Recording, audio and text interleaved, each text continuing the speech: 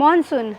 एकटा मौसम मात्रे नहीं बल्कि कएटा भावना सबके संग अनुभूति लऽ कऽ अबैत अछि जे किनको सबके जेना कि अपने सबके याद हैत जेना बच्चा में पहिने नाव सब बना कऽ खेलै छलहुँ हेँ ओहि सबसँ खुशी भऽ जाइ छलहुँ हेँ कतबो मम्मी सब रोकै छलखिन तैयो जाकऽ पानिमे जाकऽ छमर छमर कऽ कऽ साथी सब संग खेलै छलहुँ हेँ।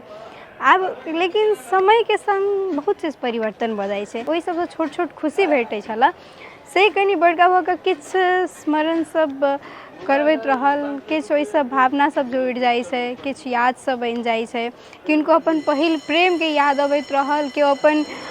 चाय पकौड़ा के संग ओ मानसून के एंजॉय केलक वर्षा पड़ल तऽ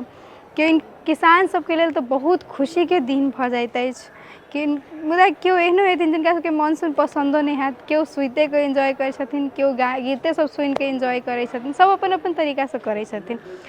मुदा जखन वर्षा होइ छै तखन जखन वर्षे नहीं हेतै तहन की कयल जाय ई तऽ कोनो बाते नहीं भेलै। एहि बेर अषाढ़ साउन में जेनाकि 10 दिन जे गनि कऽ पानी पड़ल होय जे पड़ऽ के छै पड़ल लेल तऽ पड़ल हैत लेकिन जेना पड़ऽ के चाही सेहो नहीं भेलै एहि बेर जेना हमर मन खिन्न भऽ गेल छै जे सब जिनका सबके वर्षा नीक लगैत हैत हुनकर सबके जेना मन खिन्न भऽ गेल हैत तहिना अखन बुझाय हमरो मन खिन्न भऽ गेलै कि पानि नहीं पड़लाके कारण। अपने सबके केहन बुझाइए वर्षा में की सब करै छियै भऽ सकै तऽ जरूर शेयर करब।